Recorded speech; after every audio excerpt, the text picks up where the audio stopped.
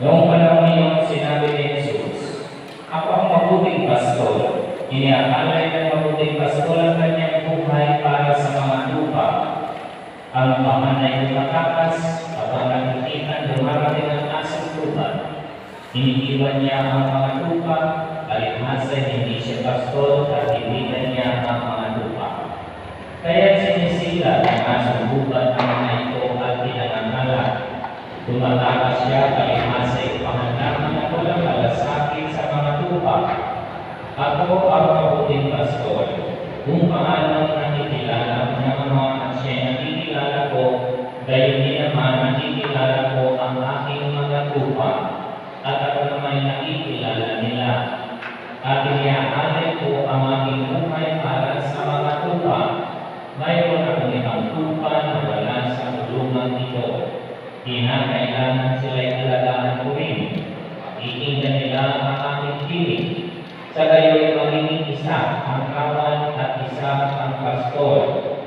Dahil dito'y minamahal ko ng Ama, sapagkat iniaalay ko ang aking buhay upang ito'y kunin ko muli. Wala nang makakukuha nito sa akin, kusa ko itong ibinibigay. Mayroon akong kapangyarihan ibigay ito at kanin at kunin muli. Ito ang utos na tinanggap ko sa aking anak. Ang unang balita ng Panginoon. Pinupuri ka namin, Panginoon.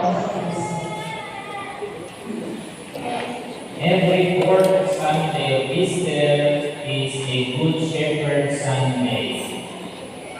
Today is the fourth Sunday of Easter, therefore today is the Good Shepherd Sunday.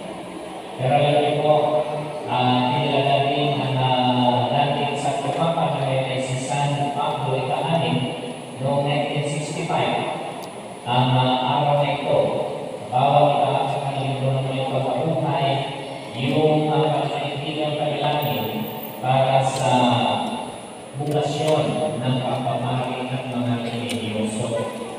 At ang ibig kong sabihin ng religious life ay mga religious brothers at mga madre. Para sa mga pastor, at yan ay tutukoy sa aming mga pari, mga bispo, mga madre, mga religious brothers or sisters na itinalaga ng upang maging religious leaders ng mga tao. Ang aming shepherd is patterned after the leading shepherd of the Good Shepherd. Kaya ang ibig sabihin po ng Jesus Christ as Good Shepherd ay siya ang model of shepherds. At para kay Jesus at para sa amin, malinaw na malinaw na ito ay isang bukasyon. Vocation comes from the Latin word vocare, which means to call. At kung ikaw ay tinatawag sa pagpapari, sa pagmamahal, o religious brothers or sisters, Para po sa akin. Lalo akong aantabay. Na ikaw ay tutugon. Ito pong tawag na ito, malinaw maging sa ating Panginoong Hesus. Kaya po, nung siya ay nagdarasal sa Garden ng Gethsemane, when he was in agony, ano po ang sabi niya sa God the Father? Sabi niya, Lord Father, if it is possible, take this cup of suffering away from me. But, yet not my will, but your will be done.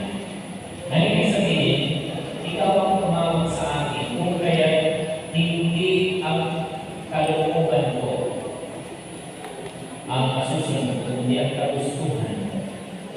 So, ito yung patunay na para sa Panginoon, malinaw na siya tinatawag ng God the Father to be shepherds.